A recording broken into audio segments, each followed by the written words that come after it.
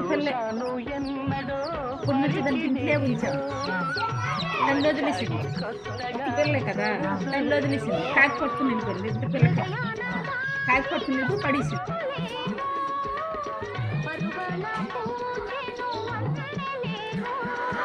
వన్నెల వానల్లో వనరైన జలకాలలో, వన్నెల వానల్లో వనరైన జలకాలలో, మునగాలి తేలాలి తడవాలి ఆరాలి మోహంలో.